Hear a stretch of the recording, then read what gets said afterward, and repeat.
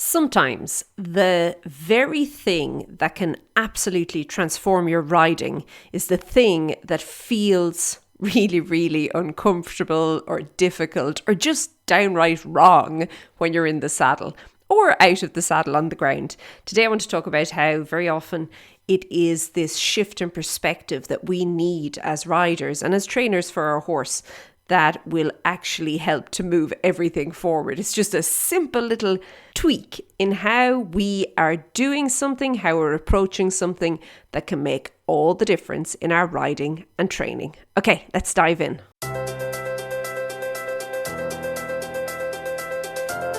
Hey there, and welcome to the Daily Strides podcast. My name is Lorna Leeson. I'm an equestrian trainer and coach, and I work with riders from all over the world, helping them to kind of get over the feeling of overwhelm or even embarrassment and shame regarding their riding and move into more trust and partnership with their horse and their skills. Okay, and today I want to talk about how there is this simple way that you can really and truly do this for yourself, because over the past few weeks and months, and well, we could even say years, but really, I suppose since January, I have been diving into a lot of working with riders online, and we've been doing a lot of online lessons, of course, riders using their trusty pivos. Gosh, what would we do without pivo in the world now, hey? But anyway, so a lot of riders using their pivos, and we've been working together to really and truly kind of focus on different elements. And of course, every rider is going to have a different thing, okay, that they want to focus on. But we've been doing this, and I really think that when it comes to horses, we can get very stuck in how we're doing something. And the problem can come in when potentially the thing or the way that we're doing something, while it may be technically correct, it's not actually the best way to overcome the issue that we're facing right now with our horses. I'll give you an example. So recently I was on a lesson with a rider and we were working on lunging. So she was lunging her horse. The pivo, the trusty pivo, was following her around. We're on a lesson together, we're doing all the thing. And her kind of issue with this was that, first of all, her horse wasn't going forwards at all. Now, when I say going nowhere slowly, I really and truly mean going nowhere slowly, okay? It was like the shuffle, okay? But not only that, her horse was just looking. Her horse was like, you know when a horse is just waiting for an opportunity to turn in, okay? It was like, oh, there's one there, take it, okay? Her horse kept on turning in, whether it was that she was maybe doing downward transition or, heaven forbid, she actually asked for a halt on the track, okay? And this horse was like, oh, look, there's my chance. Let me just come back into the middle, okay? And the rider was having a hard time of it. So what we ended up doing was I got the rider, I'm saying the rider, obviously I mean the lunger, to really change the whole picture, to change the whole perspective by moving way further back behind the horse than felt either correct or comfortable, okay? So there, I kept saying to her, imagine you're long lining. Now, obviously she wasn't behind the horse, okay? She is indeed lunging. But what was happening was the rider had gotten so used to, and I don't know, I'm putting this on this, but so used to being in a certain position with regards to her position to the horse. And I think this is from working with other horses who do not do this thing, okay? So the rider was like kind of used to this one place, kind of like, this is where I am positioned, which would have been probably a bit more technically correct if we think about lunging. However, for this particular horse at this particular point in the training, that was not going to work because the horse was totally taking advantage. So the rider had to like shift everything, move back, like, and I'm talking back, like, as I said, like, basically behind the horse, like not exactly behind the horse, but you know what I mean? Like I'm talking like way back, eh? So she had to move to there. But then from there, she was able to, first of all, send the horse forward. And the horse was like, oh, okay, well, this is a bit different, right? So, and the horse obviously began to move forward. But not only that, she was then better able to ask for those downward transitions while keeping the horse moving forward on the track, okay? And I think with the rider, she got to, first of all, see this new perspective, okay? A completely new perspective. But also, she got to cut out that wiggle room that the horse was taking complete advantage of at that point, okay? Now, I'm saying advantage of, and I know, you're probably like shouting at me now. Look, I know because the horse was allowed to do this up to this point, that's why the horse was doing it. I get that, but we had to also try and get the horse out of that situation, okay? Okay, so I think that it's really, really important to understand that very often this shift in perspective for you and your horse is what's needed. Now, obviously, I then sent on the recording to the rider. She got to look at the recording afterwards, and she could see from during our lesson, but then she could really see from the recording the difference when she got back. And also with the recording, she was able to see like, oh yeah, I got a bit forward there again, and look at the results, look at the outcome, look what that produced with regards to how my horse was working and interacting with me. And, I think this perspective shift is really important. I have said it before, and I'm going to say it again.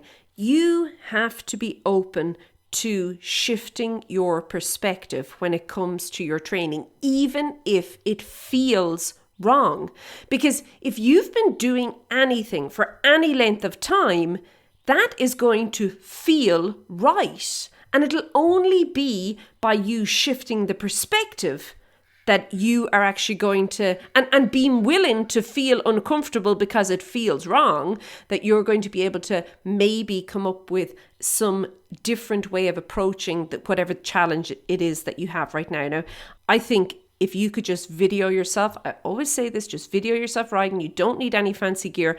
I have a full resource that'll help you do it. It's free. You can go over to stridesforsuccess.com/video. I'm going to link for it in the notes of this, but I think it's really, really important. Now, other ways that I've seen this show up with riders has been that I had a rider, and again, we were working online together. We were on a virtual live lesson.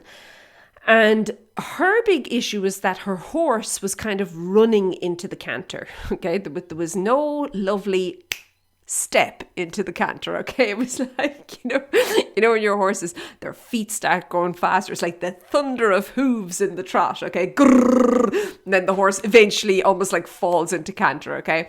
What was really interesting was that as I was saying to this rider, whoa, Tonto, okay, to the rider this was, okay, sit up, wait. Your job is not to canter for the horse. Your job is to ask the horse to canter and then let the horse canter. I was saying it to her. She obviously was hearing what I was saying, like we were working together on a lesson, but she couldn't quite comprehend why I was saying this. And I'm like, no, you're throwing yourself forward, especially through the shoulders. But like, obviously, if you throw your shoulders forward, it's kind of, I think, fairly much the laws of physics that the rest of your body's going to go with it, okay? But yeah, she was throwing everything forward. And while doing this then was actually causing the horse to become very unbalanced, and the horse was therefore running into the canter. Now, when she got to see the recording of the lesson, because we stopped working on that then. In that lesson, we went off, we worked on something different, and I said, you know what? I need you to watch this. I need you to look at this. And then our next lesson, we're going to come back and we're going to work on this, okay? So she got to see it. Now, it was, again, this perspective shift. She got to see herself riding the horse. She got to see where I was saying, no, you're throwing yourself forward. Like, look at this moment here, your shoulders, watch them, and watch the horse's response. She got to see it play out in real time. And you know what happened? She had a bit of an aha moment, and she was like, oh my goodness, I am doing that. And I'm like, I know. But because she'd been doing it for so long, for years and years up to this point, she didn't really realize she was doing it. Like, that felt normal. That felt good for her at that point. It wasn't helping her or the horse. In fact, it was hindering both of them. So once she could then see that from that new perspective, she was then able to sit up. She was able to ask the horse for canter, like obviously set the whole thing up, ask the horse for canter, wait for the horse to respond. Did the horse respond immediately the first few goes? No, because the horse was so used to being chased into the canter at that point, the horse was kind of like, what's going on? So it took a little bit of time for us just working in the next lesson together, where she was like really, really getting really clear with the horse. This is it.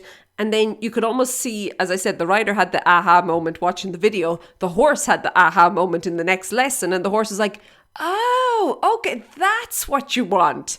And boom, there we go. Was it perfect? No. Are they refining it now more and more? Yes. But now they're doing it from this different place where, yes, it feels uncomfortable for her. She kind of feels like, oh, I'm going to get left behind. You're not. Your seat's still moving with the horse. It's just you're not throwing your whole upper body at the horse as well, okay? It's a different perspective. And now she's able to nicely transition in there. And again, this was just watching a video of herself doing it, because I could tell in that first lesson, or that initial lesson, she was not believing me when I was saying to her, no, whoa. She was kind of, but I'm not. And I'm like, oh, but you are. Let's watch the video. So it is really, really, really important to understand that you're going to come up against that. And remember, this is nothing about judging yourself. This is just about saying like, oh, I wonder what would happen if I changed, if I see there's a bit of feedback here that I'm noticing. What would happen if I changed my approach? Because I've now got this different perspective. What would happen if I changed my approach and I now tried something different? What would the outcome be? And again, like I just said with this rider, you have to keep in mind that the horse up to this point was very much kind of used to her doing one thing, and then the horse kind of also had to get on board then. It took quite a while, but we were obviously doing different exercises then as well. But it took a while for the horse to kind of realize, oh, that's what she's asking. Okay, so she's asking that question. She's just asking it a different way now. And you could, as I said, see this kind of light bulb moment go off in the horse's head. And the horse is like, gotcha. Okay, I've got this. Watch us now. And it was a totally different conversation they were having. Another time that I've noticed this, and this has all actually been over the past few months, by the way, but another kind of occasion of this was that there was a rider who had this habit of gripping with her knees. And I was trying to explain to her, like, this is detrimental. Whatever it is you're trying to do going forward, you're not going to be able to do it if you're sitting there like a clothes peg. And the rider was a bit like, no, but I'm not. And I'm like, oh, but you are. So what we done was I asked her to we had a lesson together, again, virtual lesson. And obviously it's all been recorded. I asked her to ride a couple of specific movements and do a couple of specific exercises where I knew that this whole clothes peg effect that was going on here with her kind of pelvis and her knees, like down her thighs and her knees, it was going to be really obvious. Like you could see it, like it was like, okay, it couldn't be anything else. And then from there, what I done was just in walk, and this was important, in the walk, I then had her to sit differently. Because you see, while she was gripping with the knees and she had the whole like clothes peg, she was like tightening down on her horse, it was actually coming from the seat. And once she was able to kind of shift that, and I want to say rotate, but I think that's a big word, it's just a slight shift in her seat and her seat bones and her pelvis, okay? Slight little shift there. In the walk, she could then feel how it loosened up her knees, her legs, it loosened everything up.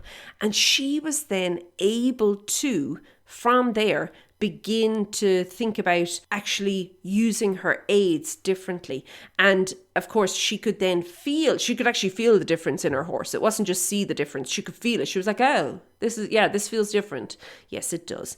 Now, her perspective shift came from just that little bit of feel that it took to actually shift it. And again, she got to watch the recording. She could see then, because of those exercises we'd ridden previously, oh yeah, I can definitely see how this is like kind of playing out. But what I'd then asked her to do was to just keep practicing in walk and to kind of reset the normal point. Because remember, for her up to this point now, it has felt very normal to kind of sit forward, to be perched there in the saddle, okay? And that probably felt normal for a horse as well. Our horse is probably like, yeah, that's how she rides. So it was like this whole shift. And I said, just keep working and walk, like working on that perspective shift, that different way of doing things in walk until it really feels good in the walk. Like this feels better than the other way. And then we'll push on to somewhere else. And that was really, really important for her. And her horse just became so much more kind of balanced when they were working together now. And not only that, like she was able to to begin to feel these little moments of lightness now through the horse's front end, and that really was impossible before that because of A, where she was sitting, but B, how she was then affecting her horse's way of going. She could see it as well. The final example I'm going to give you was one of the riders I was working with was jumping. And she had a habit, I could see, of getting a little bit ahead of the horse. Okay, hands up if you've done that. And what was happening here was that I could see that her horse was getting a little bit like lacking confidence as soon as the weight of the rider shifted, like too early in this case. But the weight of the rider, it shifted, and the horse was getting very like, and she was actually getting run-outs and refusals and things. Now, these were very, very small, okay? Like, I always like to start really small. Let's iron everything out with the basics. Like I said, in the previous rider, we done it in walk, okay? But here, we were doing it like really small, take everything down like that. It's a non-event. We need to retrain the perspective. And then what we done was just a couple of simple tweaks. Like, we had her adjusting her timing, like me actually saying, wait. Okay. Things like that. That's really important, okay? Especially when you're so used to just getting in front of something. But not only that, she then had to kind of shift the perspective. She was like, I feel like I'm going to get left behind. I'm like, you're not. And again, the jumps were not big enough for anything to happen, okay? But yeah, she was able to shift that then. And you could almost see the horse's confidence come back. And you could be like, the horse is like, okay, this is different. Now, was my rider feeling comfortable? No, my rider was feeling very uncomfortable because she was like, hold on, I feel like I'm way back. And I'm like, yeah, you're meant to be there. Okay, this is where you're supposed to be. You've just made yourself overly familiar with being way too far forward or way too far ahead, okay? We need to get back. And it was a whole perspective shift. And again, from her then watching the video, she was then able to see the difference. She could obviously feel the difference in herself, and she could see that there was a different outcome. The horse was like, immediately you could see this kind of always looking for a way out was kind of gone. It wasn't there anymore. But not only that, she was then able to, from the video, see the whole difference when you put the two and two together. Because sometimes when you feel things, and I always say this, it feels one way, and then you watch a video and you're like, oh, it didn't feel like that. And I personally, I put my hand up, this happens all the time, okay? But I think that perspective shift can be really, really important as well when you're working with your horses. Now, all of these riders that I've just mentioned, I work with them obviously on the virtual lessons. If you want more information on that, you can go over to stridesforsuccess.com/or. So the letter or for like ruler or ring or random, okay, or. So you can find that over there. But I'm going to also suggest that you get that free resource that I've created for you, stridesforsuccess.com/video. Get a video for yourself today. Like, you need to begin to see where you can begin to shift that perspective. And just watching a video of your riding, that will be enough of a perspective shift that you can begin to identify.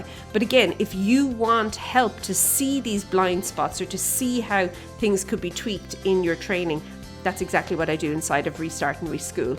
We'll be working together to help you and your horse really and truly make all the difference for the final kind of part of 2025. And I tell you, you'll step into 2026 with a whole different outcome, like a whole different idea of what you and your horse can do together. And very often it's as simple as just those few little tweaks in the perspective. Okay, I am going to leave it there. I hope you have a wonderful day, and I will chat to you soon. Be good. Bye.